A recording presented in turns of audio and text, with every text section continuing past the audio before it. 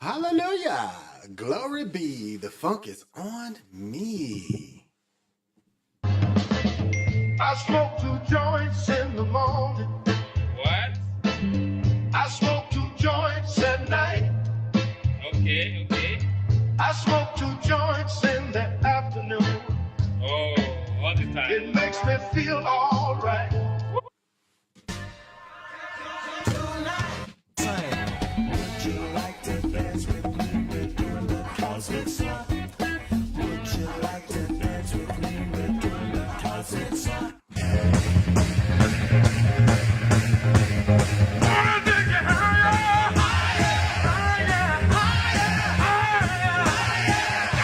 I don't curse him out. And as long as I don't threaten him, I can say what I want. Am I correct? Yes, sir. We sick and tired of that nigga there.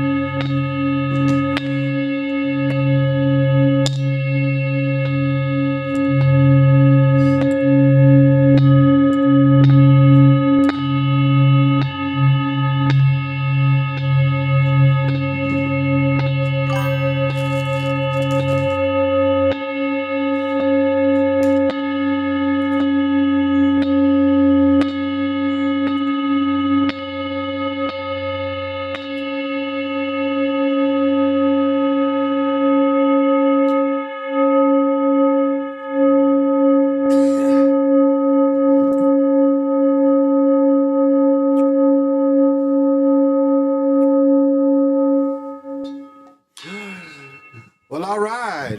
This is the Chocolate Mountain Show. I'm your super funky host. This is Big Pontiac, the Time Walker.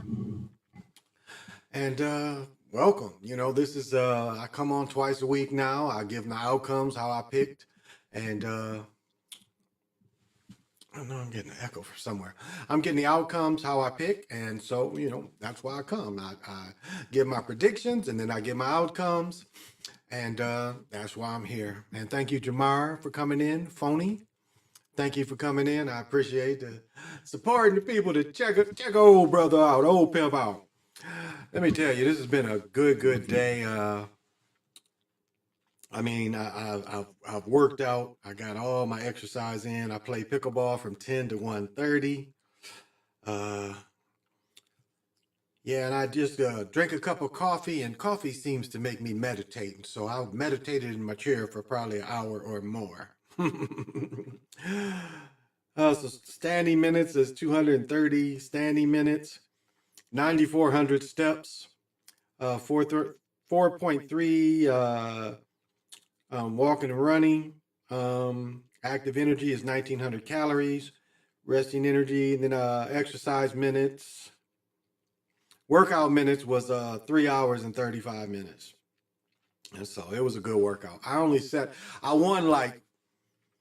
won 5 straight games, and I called myself saving myself energy for when the better players game. Because like the way we have it, the 10 o'clock is like they save it for just the better players to play. And really it's like unless Ben plays or Julian, I'm normally the best out of the 6 who sign up.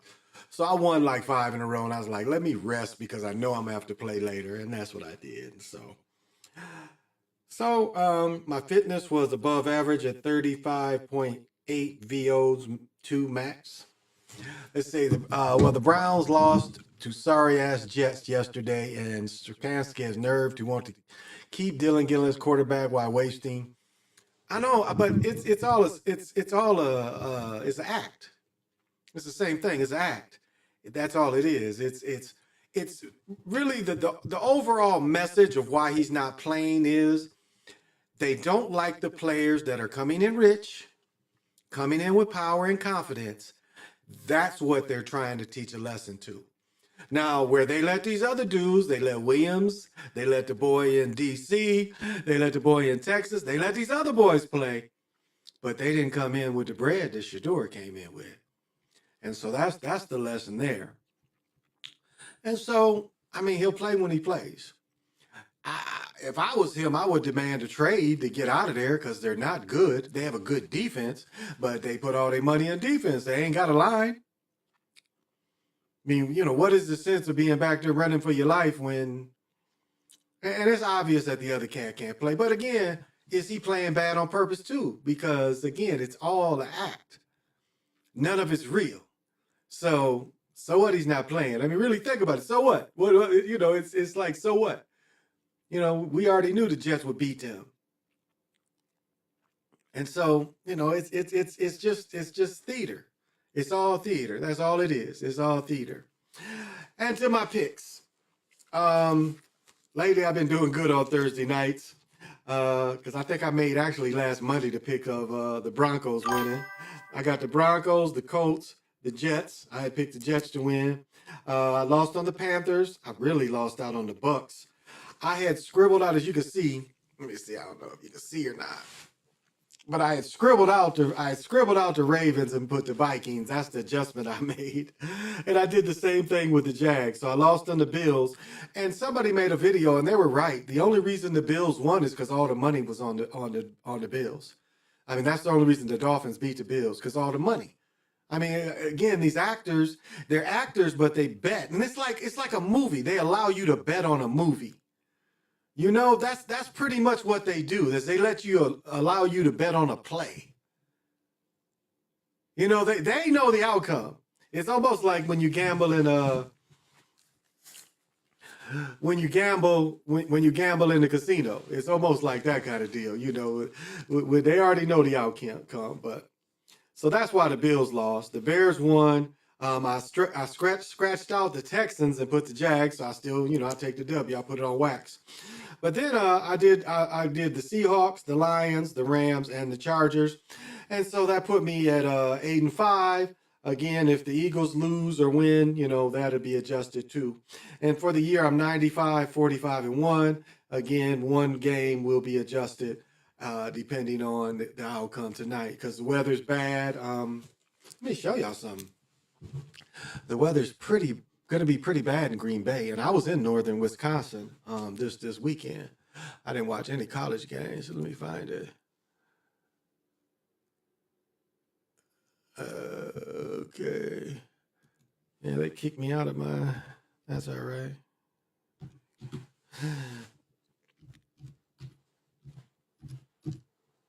There we go.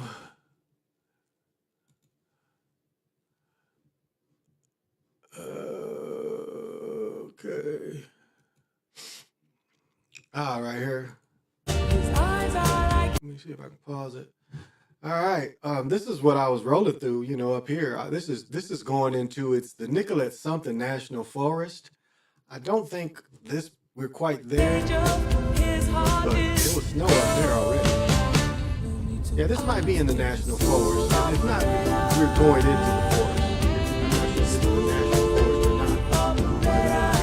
And it was supposed to snow Sunday, but it is snowed already. I looked at the forecast before we rode up there. This is what it looks like.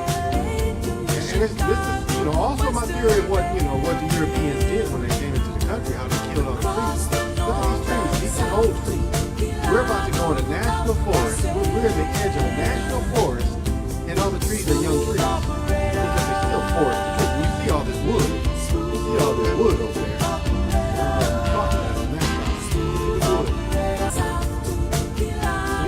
We're on the verge of the national forest.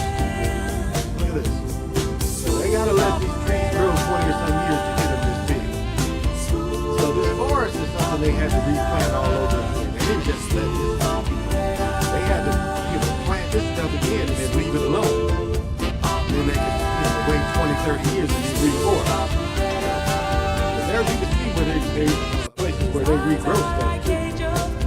But this is what the weather was like. It was cold up there. It was colder than it was. Yeah, it was cold up there. It was like 27. Like right now, it's here. It's 34 here. Last night it was cold.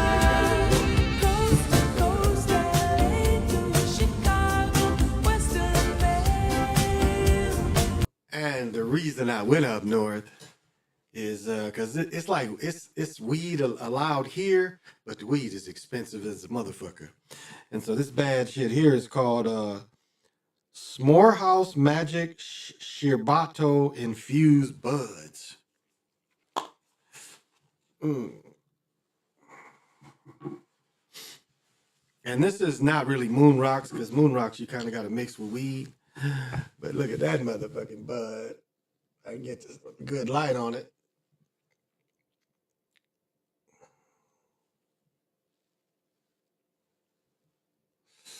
I don't know if I can show it. Oh, there it is. This shit is some dynamite. This shit is like 60 THC. And I also got this ounce. And this is called Munchkins, because all the buds is small. But this was an ounce. Now down here, people still selling, like even at the shops, you go, it's to get a 20, to get 3 grams.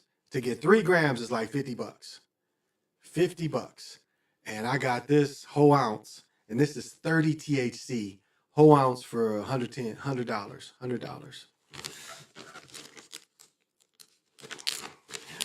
And so what we won't be going up north again for, you know, now I still have a little bit of the other weed left. And see, this weed is, it's like that. But this is 30 THC, so it's pretty strong weed. And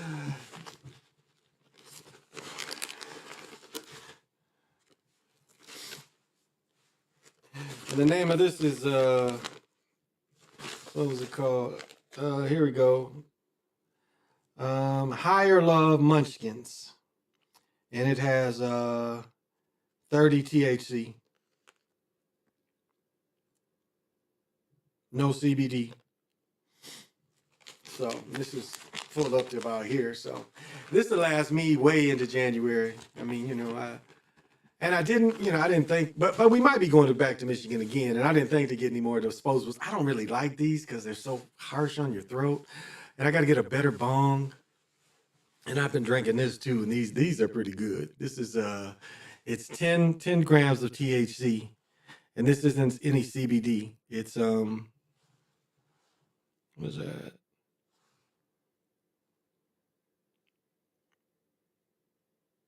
Was it 2 ounces? 2 ounces, and it's 2 ounces of no, it's 10. What is this? 10.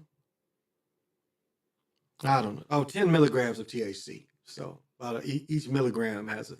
So this helps keep a motherfucker funky. But that was what we did, and it's funny, just traveling up north.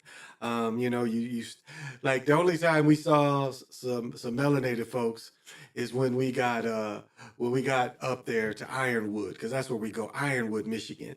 And you know, we're like northern, where we went through. We didn't go to Duluth, because Duluth borderline Superior, but we went to Hinckley. Like you go up, like, because that's like before they took us to Stillwater and we went straight up that way. But this way to me seemed quicker because it was only it took us 4 hours. And because what you do is you go 94 to Hinckley, and then you turn off at Hinckley where the casino is. I forget what, Turtle Island, or maybe that's the casino there. And they had a dispensary there as well, but yeah, we checked their prices out, and the prices can't fuck with Michigan. So hopefully, I want to go see if the weather stays.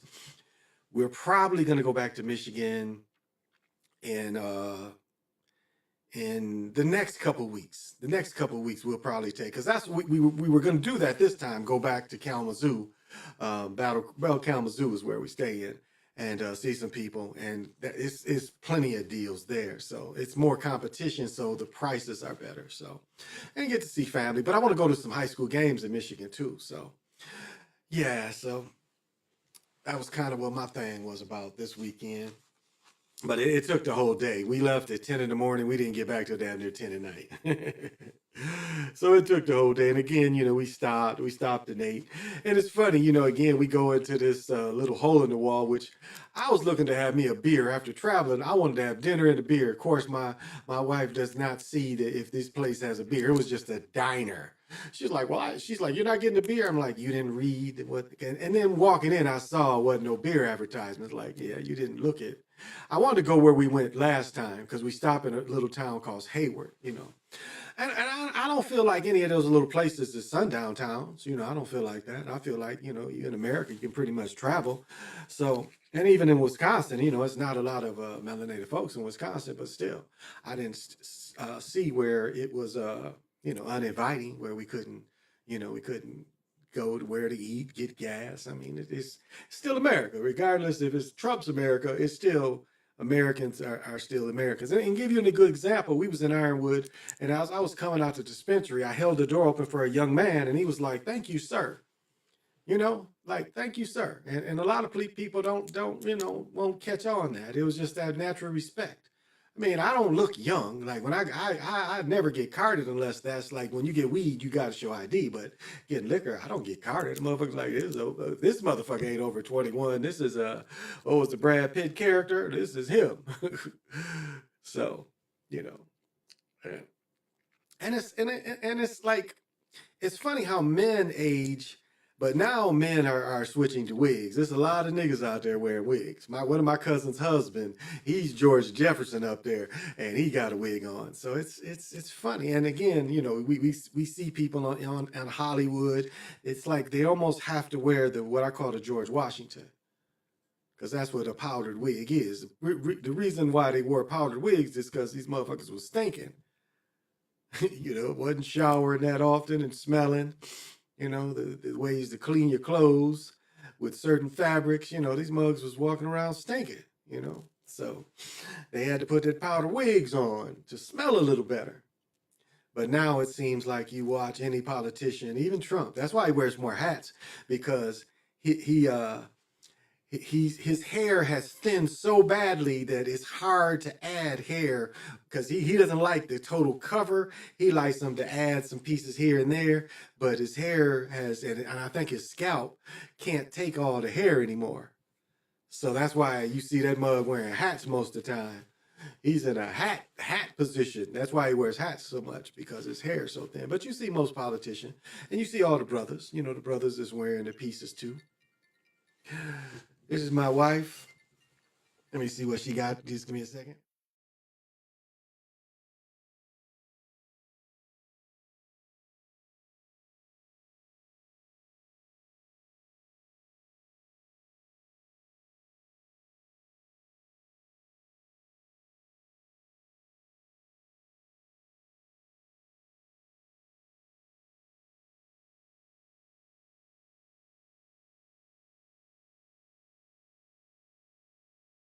My wife wanted to know what we needed for the house, and I know I'm out of chocolate, and I know we ran out of cat food, and I'm running out. I use the Hello toothpaste. I don't use toothpaste with fluoride, so.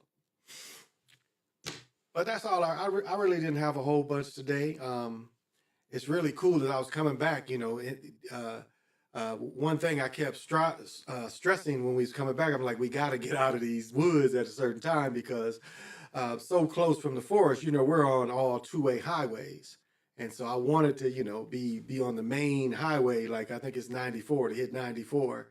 I know we were on 70 forever, but I wanted to be, you know, where we get back on the main highway, so where we can make more time, because the two lanes is 55. And then you're going through these little towns. So it's like 55, hit a little town, slow down. 55, hit a little town and slow down. So that's kind of what we was facing. So that's kind of how the traveling, like as you go up in the UP, if you go into western Minnesota. I know my son played college football at Wilmer Junior College, and that's how that place was. You know, it's like 55, slow down, 55, slow down to get there. You know, it's not just a straight highway. So, but I didn't have too much going on today. Oh, let me show my jacket. I did get a new jacket. I didn't try to get the Bugs Bunnies. I mean, I didn't see the point of getting them. I got the Carolina blue ones, in December. So, but this is Detroit Carhartt, and this was a special edition. It's got that button and that stamp. forget what they call this edition. This ain't the Babe, but again, Babes don't make heavy coats like this. And the rest of it is mostly, it's mostly cotton. And this is like a wool blend, you know.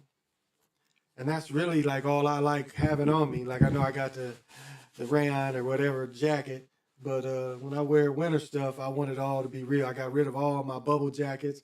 I have a stadium coat, but I ain't gonna probably wear it this year. I might end up selling it. But this is like pretty warm. I think it's level 2 or 3 warm. I got a bigger Carhartt coat downstairs. But I don't know. I think this goes good. I had hats to go with this. And I love this kind of canvas. So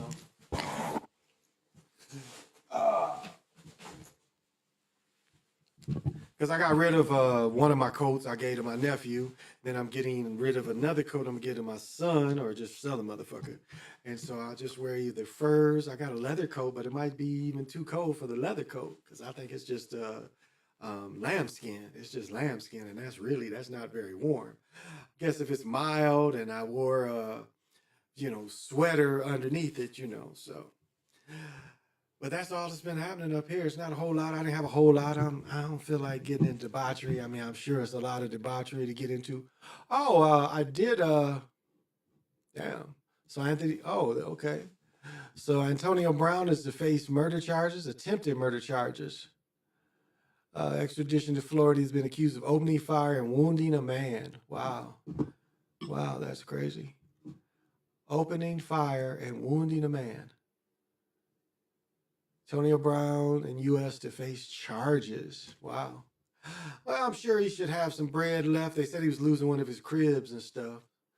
So, but I did see the Alien movie, and Sly gave a breakdown of it. I didn't come and do a breakdown because it really, I didn't feel it. Like I really had nothing to say about it. But I'll say the parts. I think the only thing Sly didn't mention is one thing that was interesting is the thing that was interesting. Yeah, I'll say that. Again, I think the philosophy of destroying these movies on purpose plays in this, because I really believe that they did try to ruin the series, as they try to do most. It hurts our collective thing of how we collectively see things, and I think they've done that to this. They've tried to destroy the character on purpose. The character's not 7-8 feet tall. He's looked at as runt, and the question is like they end up wanting the brother to kill the runt, but like why didn't they kill the runt from the very beginning? That's the question. But the interesting part about the movie is once he crashes and goes onto the planet, is everything is a predator on the planet, but even the plants. And so the first thing they fight is they have to fight vines. These vines is fucking them up at first. They have to fight these vines. And that was kind of cool, the way the vines, nothing new. That's nothing new, the vines attacking people, because you can look at a lot of 60s movies like that where the vines attack people, 70s and 80s movies. I mean, so that wasn't new, but it was interesting that they put that, because even in the jungle, you weren't safe. Then he went through this field, and this field had these pods, and the pods would kind of scream. And in the pods was a dragon. And what the dragon knew is like, if these pods, they scream and then they blow up. And when they blow up, they spike you and it paralyzes you. So what you saw is this dragon flying over, and the dragon was trying to drop rocks near the person so the pods would hit him, and the person would be paralyzed, and the dragon could eat the motherfucker. That was kind of clever. And another part was where the grass was actually crystal-like blades. So if you tried to go through the grass, you would get cut up too. So that part was kind of interesting. But again, having to team up with a robot, it was really made bad on purpose. Hey, Big Stank, thanks for joining. So it was really made bad on purpose.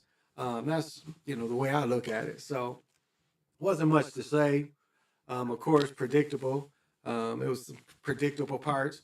The monster that he goes up there to fight, they say he's not killable, and when he kills him, he cuts off his head, and then the thing regenerates back together. But he saves and works with this little creature, which spits on him, and you know it was something with that when he spit on him. Later, the monster that couldn't be killed was about to kill him, and the monster smelled him and smelled its baby on him. So you knew that was gonna come back later. But and the way the robots fight the vines, they had these machine guns that could also shoot fire. So that's how they defeated that's how they defeated the vines. But then again, they didn't fight them little pods, which they followed them, but they didn't fight the little pods.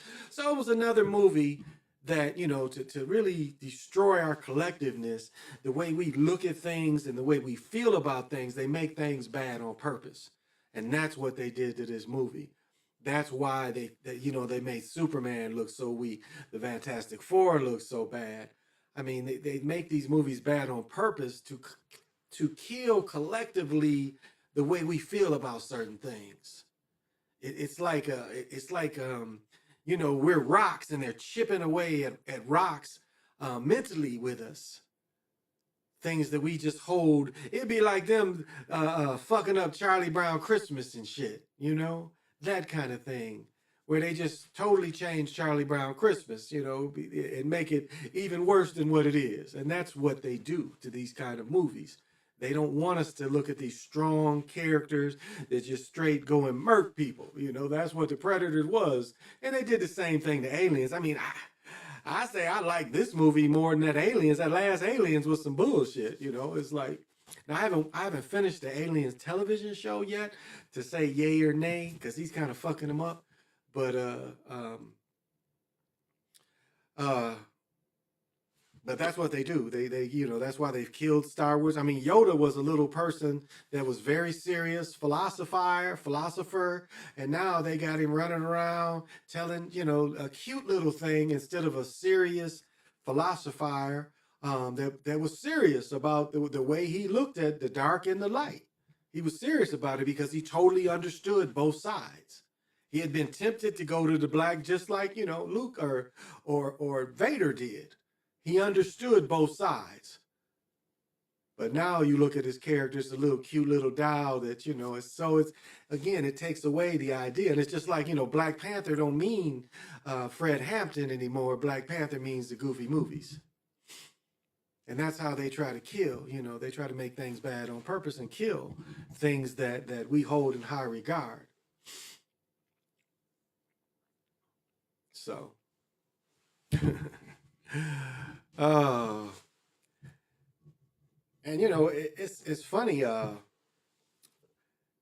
It's just funny that supposedly they came to agreement today with the government being shut down, and they came to a supposed agreement. But all them air traffic controllers, the airport's about to shut down, and we knew that they wasn't gonna hold that money long enough. We knew because, again, look at the supermarkets. That's who that attacks. That attacks the supermarkets. And the supermarkets don't give a fuck how the shit's paid for. They just expect to get paid.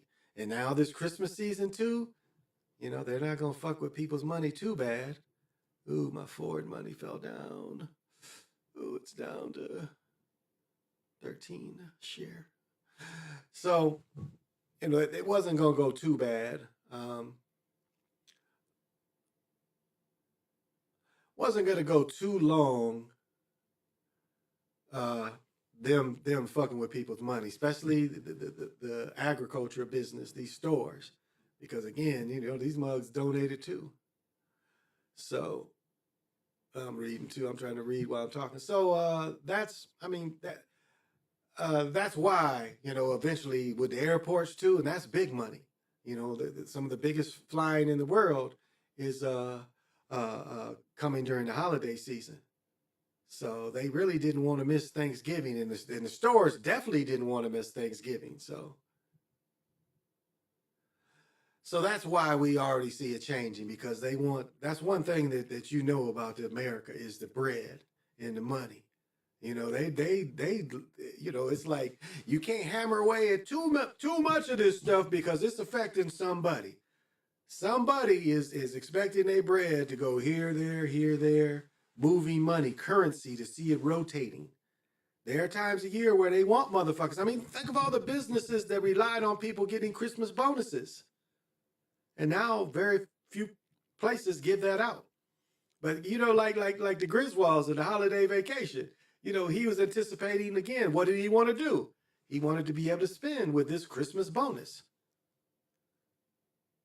So you don't think when they first started cutting out Christmas bonuses that the businesses wasn't pissed and like, hey, we get extra money, you give your people bonuses.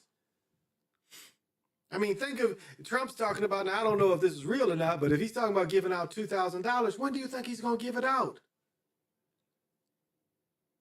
If he's going to give this money out, do you think he's going to go the holidays and not give, if he is going to do it, we don't know if he's going to do it or not. But if he was going to give people that money, again, a Christmas bonus.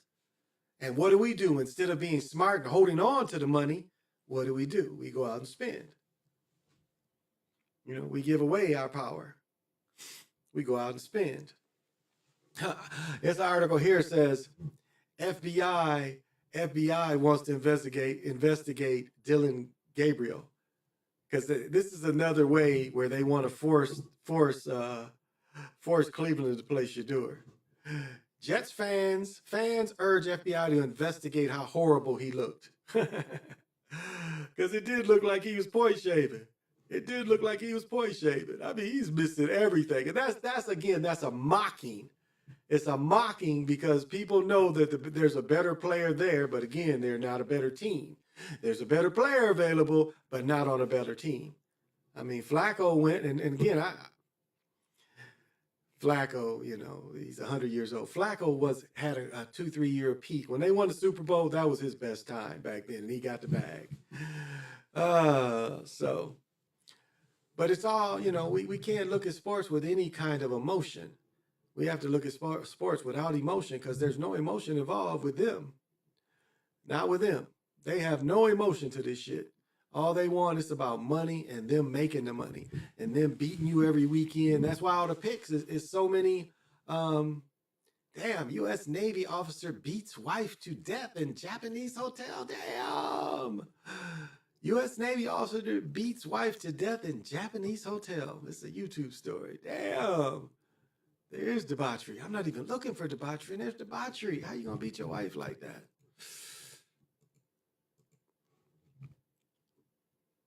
Tragic death about Jelly Roll's wife, Bunny X. I don't even know who that fuck she is.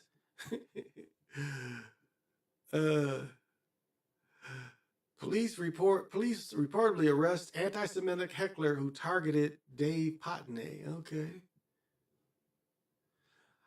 Feds indict 2 Cleveland Guardian pitchers for alleged sports betting. Again, when the players make money, when the owners bet, it's okay. But when the players bet, again, they trying to spread that money around because they know it's fixed. That's why it says Chase and it says Cleveland Guardian, Emmanuel Chase and Luis Ortiz have been indicted for allegedly taking part in a scheme to rig bets placed on Major League Baseball games. Multiple counts of wire fraud, conspiracy to influence sport contests by bribery, money laundering, conspiracy, and according to prosecutors. Ortiz was arrested today in Boston and will make an initial appearance in federal court in Boston on November 10th, today. Case is currently not in U.S. custody. A lawyer for Ortiz maintains his innocence. There's no credible evidence, the attorneys say. Look forward to fight. Both players were placed on non-discriminatory leave during the 25 season related to the probe. So again, when the players do it, that's when they get fucked up about it. But when the players, when the league does it, it's okay. But not when the players do it. Not when the players do it. And that's what's fucked up about it. It's the one little thing the players have power over because they know the way they fix these games. What does it say? Tom McHone was fired from the Raiders. Who is he?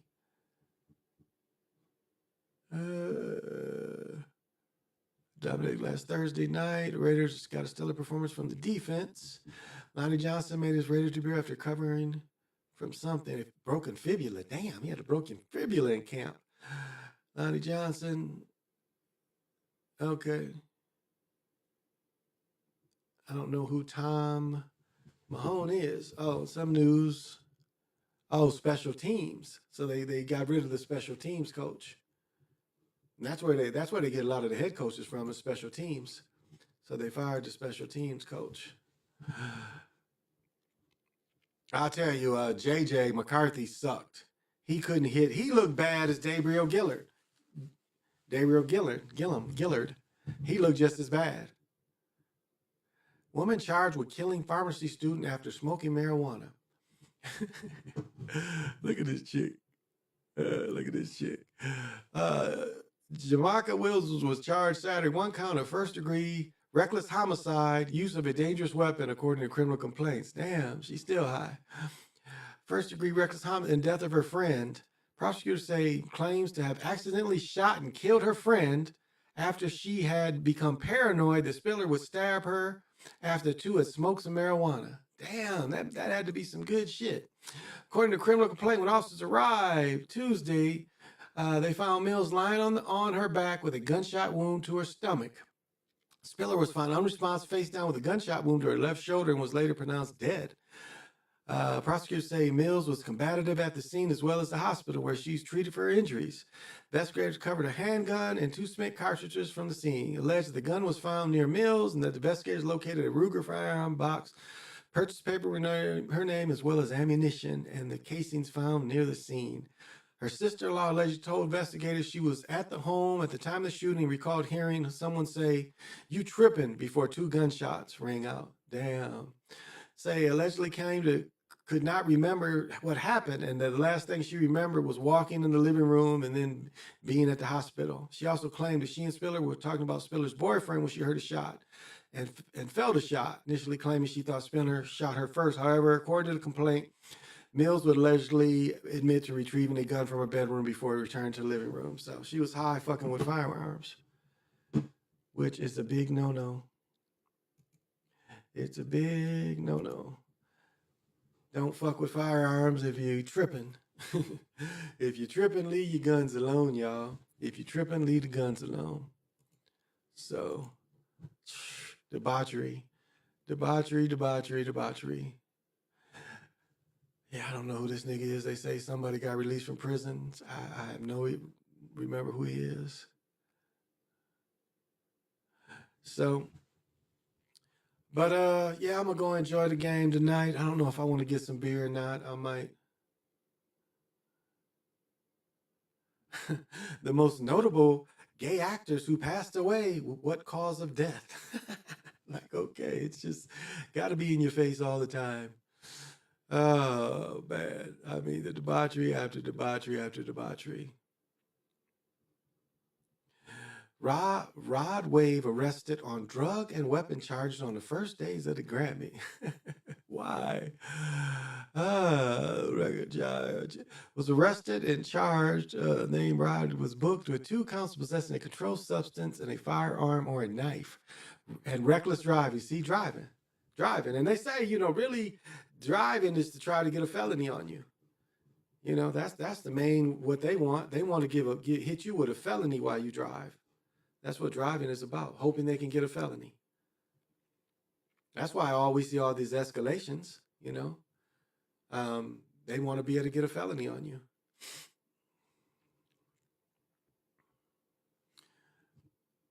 So that's why they do it so often and why they go after melanated people. Yeah. So, yeah, there's, they only really like reckless driving. I mean, that's subjective. That's very subjective. Now, if a motherfucker's speeding and going, 40, 50 miles over, okay, the nigga need to get stopped. But, or whoever just needs to get stopped. But, it's so subjective, the things they'll stop you for. Now they got the cameras. They want to take the pictures of you, when you're supposed to be able to face your accuser.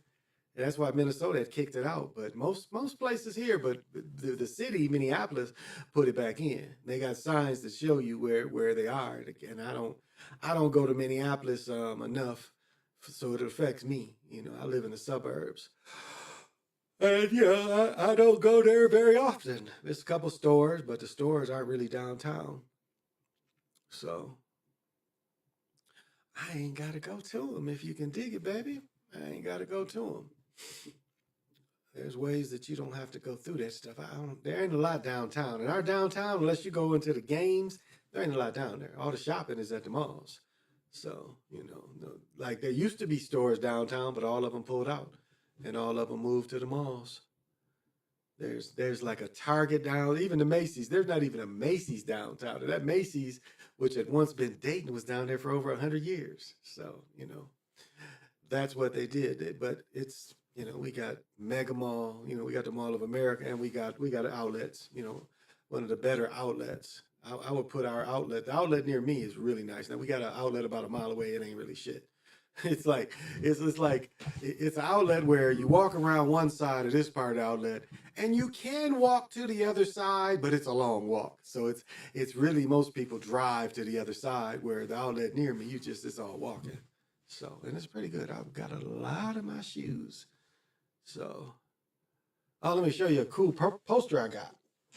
I'm gonna send my son. He's a big anime person. Community Splash is his channel if you like anime.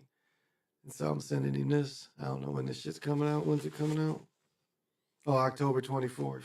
Oh, this motherfucker been out. I never saw it out. But I picked up a couple of these. And I collect movie posters.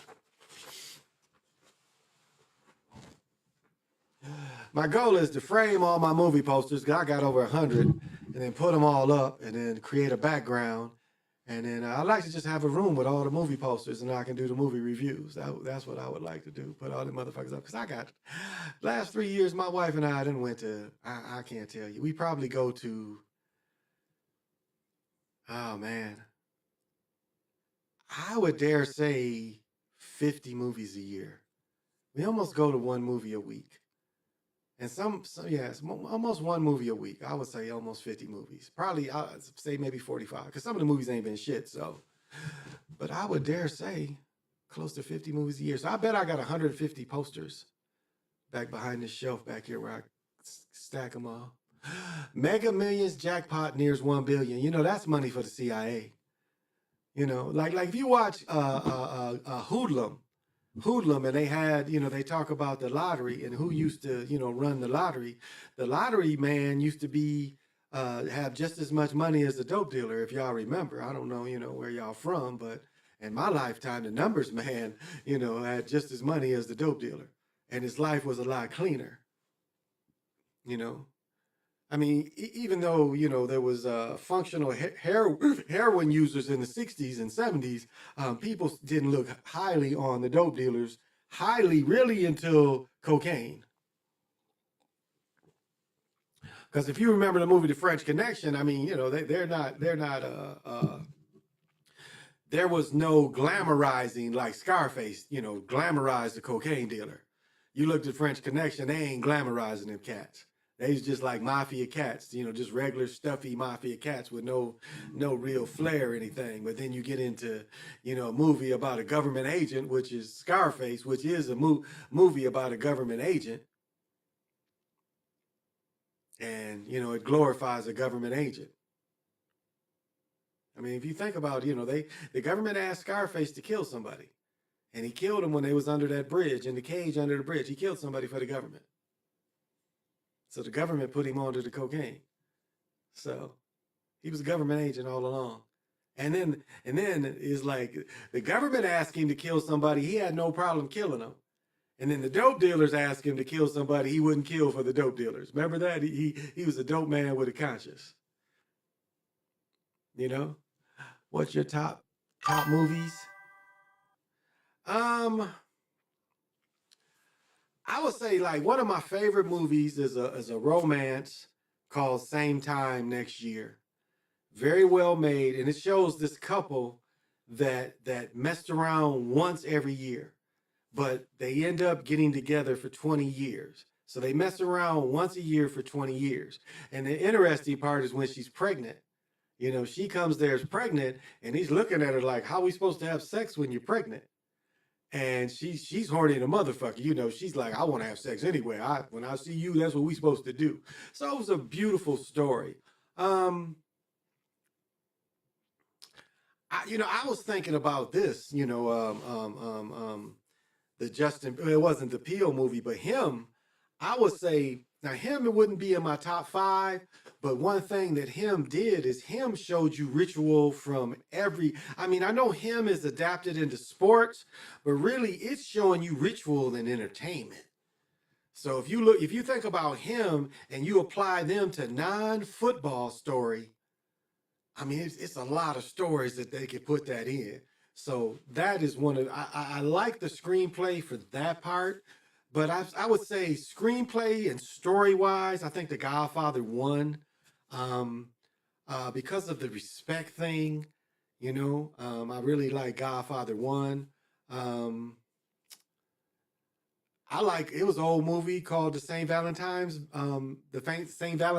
Massacre. I like that old movie. It was a good screenplay because not only did they set up all the characters, when the movie starts, they tell you what happens to each character. Because the Costa Nostra, the Chicago syndicate people that got killed, they tell you, in the last day of his life, and then they show you kind of even what happens to the killers. So that's kind of one of my favorite movies. Oh, and Blazing Saddles for sure. Blazing Saddles. Watch that boy shit, redneck. Blazing Saddles. Richard Pryor helped write in that, even though they didn't let him act in it. They let him help write. That is kind of one of my favorite movies too, is Blazing Saddles. That is probably my favorite comedy movie other than the Richard Pryor stand-ups. Um, you know, because that was really the first, he was really the first to story tell, not just tell jokes, but to story tell. That's what every comedian you see now is a storyteller. But if you looked at the people before Richard Pryor, and they try to throw Lenny Bruce out there, nah. Even Red Fox, if you listen to his jokes, it's more punchlines than storytelling. Richard Pryor would really put storytelling into comedy. Because even, Moms Mabley, you look at her again, it was punchlines. You're telling us, you're telling not the long story, you're telling shorter punchlines. So those are kind of mine. God, it's something I really have to think about. But those offhand are some of the movies that I like. The Longest Day is another movie about the D-Day. That is a pretty good movie too. Is The Longest Day. Hamburger Hill and Platoon. Again, these are things that now I was Full Metal Jacket. I was kind of disappointed in, and Brother Nick had showed a short of Full Metal Jacket. I was disappointed because what they had a chance to show you a true urban battle in Vietnam, because most of the battles they out there playing cowboys and Indians in the jungles for no reason, and that's what Hamburger Hill shows you. There's no reason for them to be doing on either side. There's nothing to gain on Hamburger Hill from either side. They wasn't taking the hill to have the high ground to fight. I mean, it like a couple of weeks before they had got defeated and left the hill. Then all of a sudden they come back to the hill again. It makes no sense. And when you look at Platoon as the storytelling, you look at, he tells about the fragging, the dudes not wanting to fight, the racism. So it kind of, so I'm really big into screenplays. So I guess for me, I would have to look at what is my favorite screenplays of all times than the movies. And that's why I say, same time next year is one of my favorite all-time movies just because of the story. I do like good stories in a movie. So, but I like war movies. I liked Black Hawk Down because Black Hawk Down really is the first movie you ever see where melanated people is killing Europeans. It really is. It's the first movie where it's just openly showing melanated people, and I don't care where the melanated people is from. They show melanated people just openly going after and killing Europeans. And I would say that's the only reason I like Hamburger or Black Hawk Down, because it is that we had never saw a movie where Europeans are getting killed by melanated folks, just openly going after them. And you can't say you didn't cheer for the West the Somalians, or it wasn't even the Somalian. It was Somalians, but a different tribe than the people that's here. You can't say if you're a melanated person you wasn't cheering for them, because it was the first time we really saw it. Remember, they made right after that, they made that Bruce Willis movie where they was killing, the Europeans was killing the shit out of Africans. Y'all remember that? Right after Black Hawk Down, they made a movie with Bruce Willis called Something of the Sun. So I like Black Hawk Down because again, it shows arrogance. It shows how arrogant Europeans are that they just gonna go in there and with no pushback, just do what they want. Take these motherfuckers and they gonna get out, come get to play basketball, have dinner afterwards. And it didn't work out that way. And so usually history telling is not like that. They don't really show, European losses like that. They don't show that. So that's why I like that movie for that aspect of the movie. So I'm sitting around Europeans. Are you okay with this? You're not going to riot after this movie. Because it was shocking. It was really shocking. I mean, Vietnam movies don't really show, not really showing a lot of because think about it, in Platoon they were showing Hamburger Hill they were showing brothers getting killed too. Brothers was getting killed. Remember Doc gets killed. They show a lot of Europeans get killed, but they show brothers getting killed too. So it hit a little different there. Brothers was getting killed up in there, but so I guess off the top of my head those were 4 or 5 that I could think of that I enjoy. Because I look at movies where I like watching them over and over again. Now that Will Smith movie, where he's a slave, is actually a good screenplay. I mean, they throw a lot at you, and a lot I think was reconstruction. But they was like, well, we got to lock up these workers because they escaping, and these people are really escaping because of the war, and they're not controlling all the areas. So it highlighted, and my favorite part is when they're at the camp working, they got a Nat Turner there preaching to these black folks that the Bible says you need to do work for them. So that's actually a pretty good screenplay, and that's a movie I've watched. And I look at movies, can I watch it more than once? Being from New York, King of New York was the most accurate depiction of New York's in the 80s, 90s. Stick with a lot of me. Oh, okay. Frank White. Yeah, the Frank White story, because Biggie always talks about that. And remember, Lawrence Fishburne is in that movie too. I don't know. I don't know if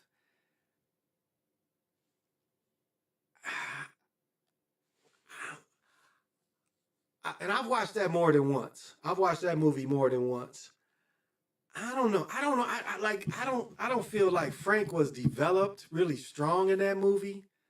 Because what's his name? Cowbell, the Cowbell dude is stars in it as Frank White. And I don't know that they developed his character enough. It was like it reminded me of Deep Cover. That movie and Deep Cover looked a lot alike, just the way they filmed it. It's like they wanted to get the story out, and Frank White even less because it was a little older. It was just the way they filmed it. They filmed it like to be a B movie and not to really be a serious story. That's what I got out of that. King of New York. I just the way it was filmed. I didn't think they filmed it to, because look at the look of it even today. The filming process wasn't very crisp in it for one. So they cheaply made the movie, and there was a deeper story there. That's the only thing about that. But I understand too. I understand it did represent, probably a culture for you at a time, So I understand that too. Because what is it? The one with Alpo, that movie, again, the way everything just fell into everybody's lap. It's interesting the way they tell these stories and get these characters. I mean, like it's interesting. Again, if you look at the trap they set for all of us, and if you really look at most dealers going back to Scarface, even though that's the character, they were trying to tell you, and that's the same thing with Deep Cover. They were trying to tell you most of these glorified dope people is agents.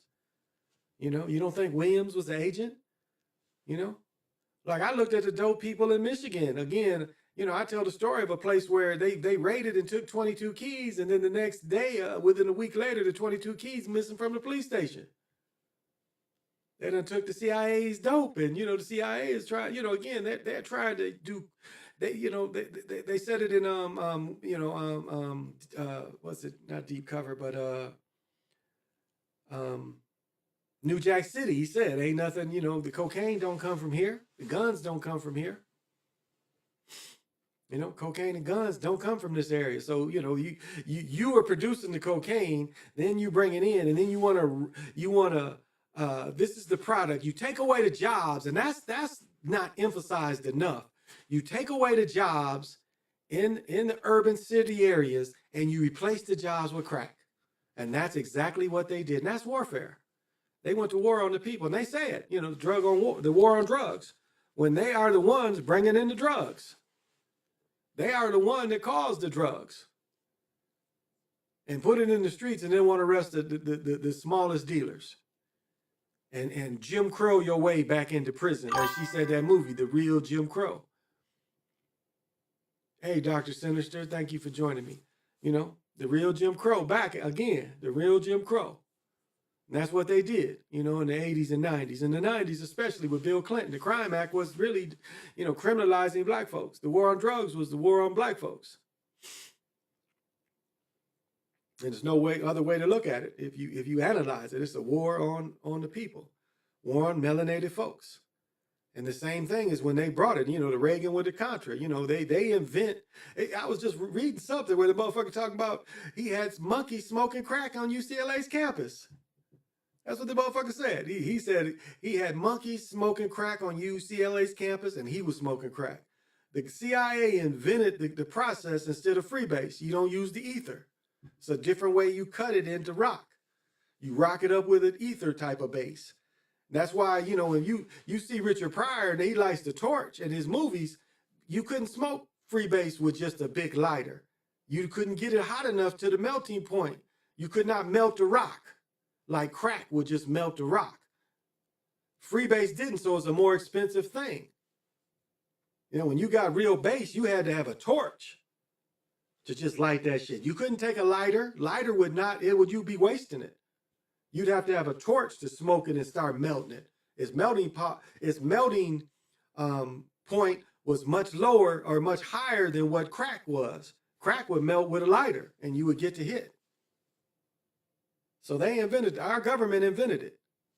UCLA's campus. This motherfucker said he was smoking crack with the monkeys. Like, here you go, Harpo, take a hit. And the monkey, whoa, and the monkey smoking, the monkey handing the pipe back to him. You know, the monkeys hitting that shit, and you know, monkeys is fucking with shit, they high. I'd like to see that shit. That shit was probably funny. But monkeys probably got paranoid and shit. Let me take this call. Excuse me for a second.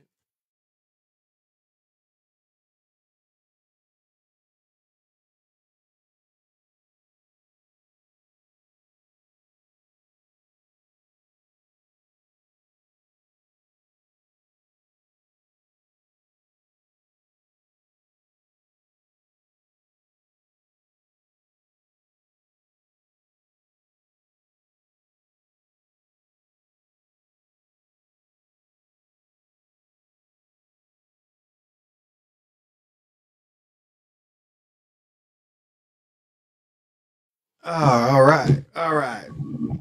Just my peoples. So, you know, that's nothing new. Ain't nothing I said is new. Y'all know it.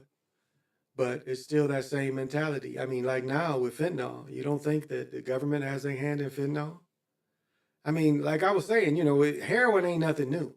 The government's been into heroin since the 1800s. I mean, again, we helped them take heroin to China. And really, that was like what the mafia and the government wanted to sell at first was heroin more than cocaine. Not to say they didn't put everything into cocaine too, but really, it didn't switch to cocaine until I would say the 70s. It was heroin that the government was help producing, and they wanted people to be. Look at the Superfly. It was heroin. Well, Superfly was where they switched to cocaine. I think he's mostly selling cocaine, but that's really to show you the times. And before then, it was heroin. Again, you know, Al Prophet, he does a very good documentary showing you how we had a lot of functional heroin addicts in Detroit in the 50s and 60s. And then in the 70s, you start seeing, you know, and in Michigan, you're still seeing the big time heroin dealers. And really, if you look at YBI, they started selling heroin before they switched to crack. When all them dudes was younger, they was selling heroin. And, you know, you could get a pill bottle of, you know, you could get a pill. You know, for I think it was $10. Well, but back then they probably saying $1 caps. They were selling for $1, but I know those little mags end up being about 10. A mag of heroin was about 10, and that's nothing, you know. Nothing. That's why they sell it in balloons. You put a little mag of heroin, that's shit. It looked like a couple dashes of salt, but that's how they do the heroin. But again, that's what they wanted. That's why they went in Afghanistan. What do you think Afghanistan was all about? It was about heroin. So that was the main thing they was pushing. And then, you know, crack became so profitable because, again, they made it popular. They made movies about it, made it popular. Again, they put it in movies when they want people to have that shit. Remember Ice, Black Rain, the movie Black Rain, when they introduced crystal meth to America, called it Ice? Remember that? Crystal meth. It was crystal meth, but they called it Ice. Remember that? Black Rain? Dude had the sheet there and he busted up the sheet. Crystal meth. Now it's funny, they really ain't been no fentanyl movies. And I kind of didn't finish my point because when people was on heroin, just straight heroin, you didn't see them just lean over stuck places. They wasn't just leaned over and stuck like you see. I mean, you might see a person just, you know, be at home and nod, but you just didn't see people out in public like you see now, you know, just nodding out and all frozen. That heroin didn't do that to people. Fentanyl does that to people, but heroin wasn't doing that to people, you know. And I smoked a little bit of heroin and I snorted some one time and it gave me a stomach ache. It's like, the fuck is this? He's like, oh, I didn't mean for you to hit that line. That's that boy. It's like, oh. So nothing that I was ever going to be hooked on. Yeah. So, well, let's see if they fucking with this nigga's money. Let's see. Brian Kelly threatens legal action as LSU's buyout explodes. The Fire football coach have been at odds at his buyout. Kelly rejecting lump sum offers of $25 million and $30 million. His captain is threatening legal action if not paid in full. He had a 10-year, he was on the 4th year of a $95 million deal. So they owe him the bread. Ain't no way they're going to get out of that. Kelly is owed 90% of his remaining annual compensation. Wow. That is, you know, coaching is a hell of a good thing. You get fired and still get your bread. That is glamorizing. That is cool. Like, how many jobs where you get fired but you get your bread? We're gonna fire you, but we're gonna still pay you. Like if you sue a place and then, you know, you win a big judgment, then they fire you after you sue them and win. You wouldn't care. You'd be like, hey, fuck y'all. You know, you still gonna pay me my bread. Man.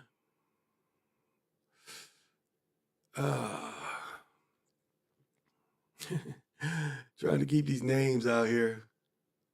How Gary Busey lost all his money. He was a dumbass. That's how he lost his money, by being a dumbass. Judge was unconscious while driving the wrong way down the highway and too intoxicated. Wow.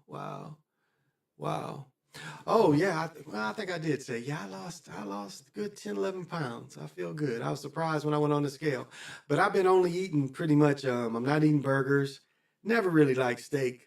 But mostly just fish. I've just been eating mostly fish and vegetables and fruits. And actually lost 10 pounds. I've like all summer, I stayed at 232. I played pickleball at least 6 days a week all summer. Didn't lose a pound. Outside in 80 to 90 degree heat every day from basically May, and we just stopped in September, October, early October we stopped. Didn't lose a pound. I started playing indoors, eating fish and vegetables. All of a sudden I done lost 11 pounds. So, and I still drink the same amount of beer, you know. So, well, I guess that's it. You know, thank you. I'll be back on. I'll tell my predictions probably Wednesday, Thursday. You know, I don't have no set schedule, y'all. It depends on how I feel. So I got to write it out and we'll see. So thank you, you know, and I guess I always finish with a little bit of self-awareness and stuff because that ain't everybody's thing. And, you know, it's like you can't always just be one-dimensional. You know, you got to have a lot of dimensions to yourself. But as I was saying, you know, I was downstairs and, you know, I drink coffee and coffee has the opposite effect on me. It makes me sleepy. I mean, it really does. It makes me sleepy. I could probably drink a hot cup of coffee and go to bed. I really can. And I have to drink, you know, a decaf. So I'm not getting full caffeine, but it seems like caffeine has the ultimate calming effect on me. And so So that's what I did downstairs. I wasn't really asleep, but it was kind of like I held two of my stones and kind of my apatite and my kyanite, kind of hold them as harmonizers, and just kind of, and not really opening my third eye, but just kind of resting with it into my knowing, and just really kind of recharging myself because I worked out pretty hard. And so sometimes you get those meditations where you don't really blow your third eye open. You know, you're not really concentrating on your third eye. You're concentrating on your whole body and just relaxing and just feeling good, just relaxing. And so that's the type of meditation too. So it's not just because you can't blow your third eye open. It's not always that. Sometimes it's just getting inner peace too. And just the joy of just resting and the joy of just being you. You know, being able to realize that you can get comfortable, not having to fully lay down. I mean, I'm reclined in a recliner, sort of like this one, but, you know, more modern and electric. But this ain't a recliner, but I'm just saying it's electric, you know. But it's just, you know, being able to relax like that. And that's sometimes that's oh, coffee makes you sleepy too. Yeah, it makes me sleepy. I drink that coffee, and the next thing I know, I'm just like totally relaxed. But it totally relaxes me.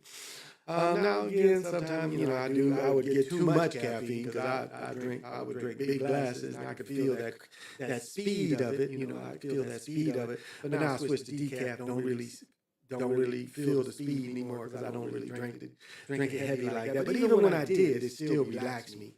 You know, it would make, if I got a certain amount, I could feel a little jitteriness of stuff, but for the most part, it just, you know, I could drink coffee and then take a nap, you know, pass. But And the best part, the best part, I guess, if anything, is like be happy with right now. Be joyous with right now. I mean, don't dwell too much on the past or the future, because sometimes your hopes and wishes you put in the future instead of your hopes and wishes being with you right now. Like right now, I'm living everything I hope for, everything I dream of. Is this things I want? But that's you know, materialism, just materialism. But everything I need, I have right now, and I'm at a point where I'm really happy. And them stories about the future and them stories about the past is like slowly disappearing. Yeah, it's a lot I wish I would have done different in the past, but that's where it is, and that's where it's buried. And that's why, you know, I have to remind myself, be here now. Be here now. That's one of the important messages I've said over the years is be here now. I mean, it's a book behind me, somewhere behind me. But that's it. That's what I have to always remind myself. Because I could create universes. I mean, I really could. I could create whole universes and go live in the universes. But again, that takes away from me when I do that. That takes away from right now. That's saying I'm not satisfied right now. I got to think about something else because I'm not satisfied right now. I have to put myself in the past or put myself in the future to feel good. When right now, you know, like my cousin says, tonight, I'm all right. That's what that means. Tonight, I am all right. And that's how, you know, we all should be. We all should be, you know, what that song says, just be thankful for what you got. And work hard to get what you want. Plan, budget, however, you know. But be thankful, or look around you and be thankful of all you have and what you do. Because I'm sure only adults watch me, so you're all adults, you know, be happy in your status.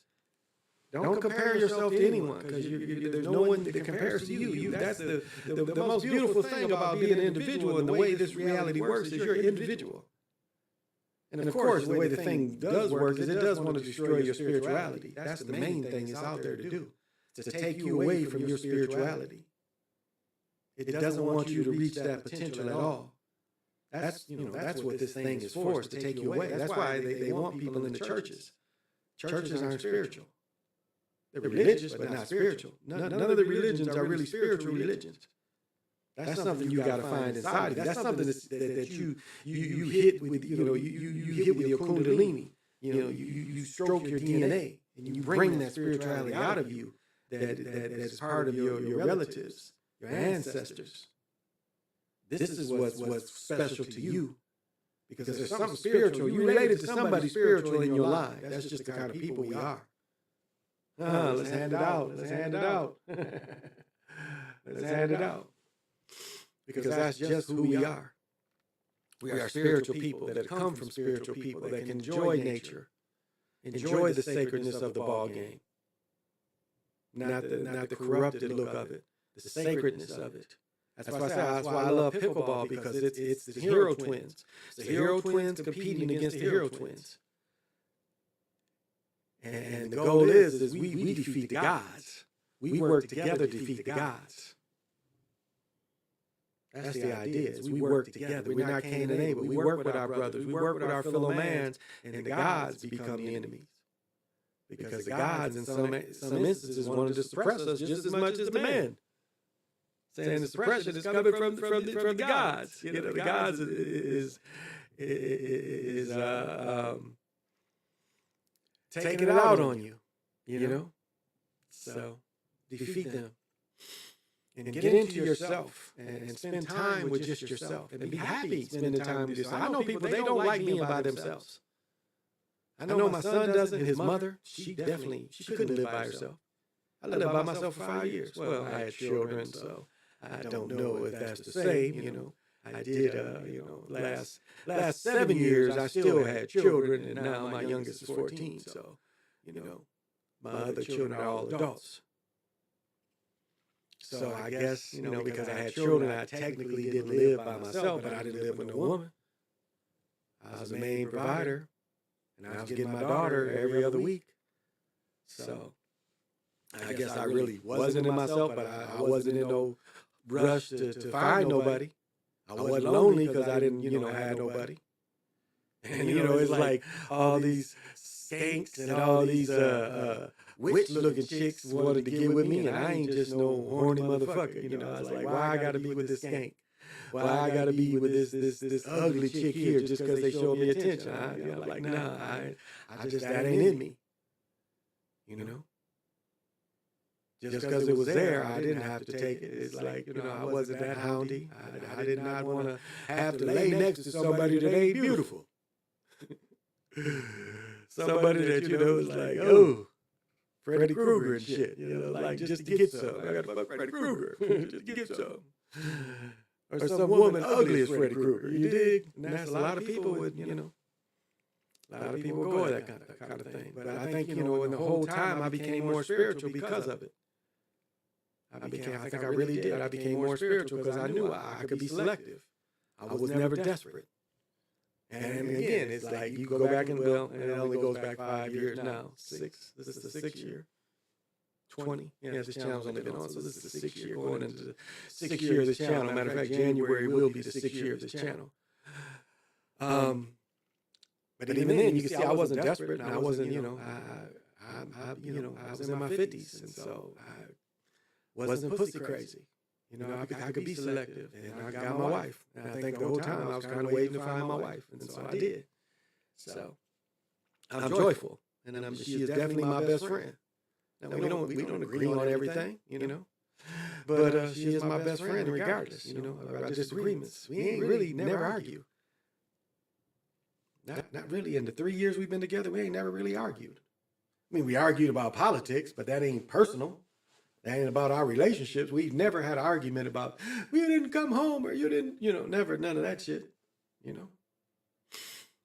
Now, it's funny when I do hang out, and I don't hang out a whole lot, but it's funny when I do hang out, you're like, well, you're over Tony's longer than I thought you would be. And she starts checking on me and shit. It's just kind of funny because I live a simple life, y'all. I'm either shopping, I got a few friends, or my mother's, you know, or I go with my brother's-in-law. I don't do a whole lot. You know, I'm very laid back. I love being at home. I am a homebody for sure. So, all right.